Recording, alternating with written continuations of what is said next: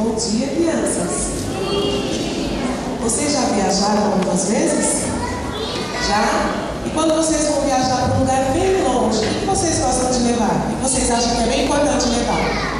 Você nunca viajou? Ah, mas um dia você vai viajar, tá bom? O que você levaria se você fosse viajar para um lugar bem longe para você ficar segura? Não?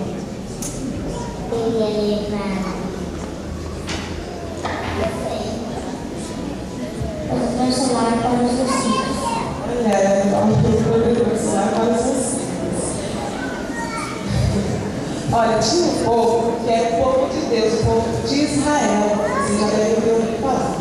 Eles tinham sido libertos lá do Egito, do faraó, onde eles eram escravos, e agora eles iam ter que fazer uma viagem bem longe no deserto.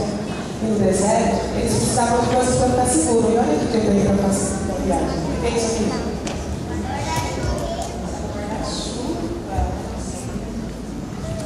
Guarda-chuva.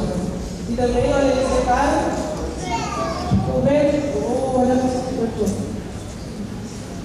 Então, eles precisaram cobertor. Eles também levaram lanterna.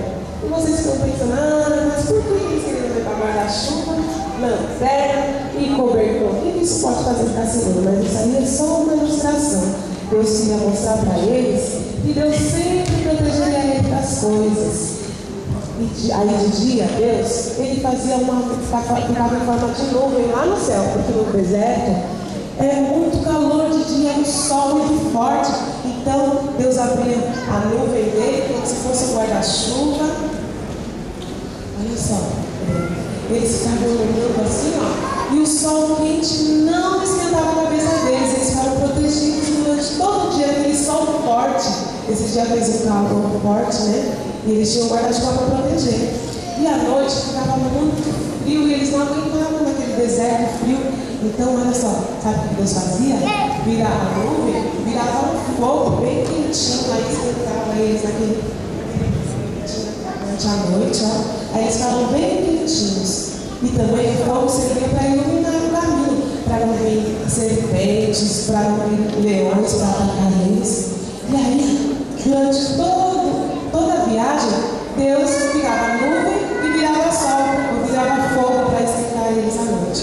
E assim Deus queria mostrar para eles que Deus estava sempre do lado deles, protegendo eles de todo o mal, que não precisava ficar com medo do mal, que mesmo que o mal viesse, Deus estava ali pertinho deles. Deus também quer proteger a gente está numa viagem, sabia que nós estamos viajando?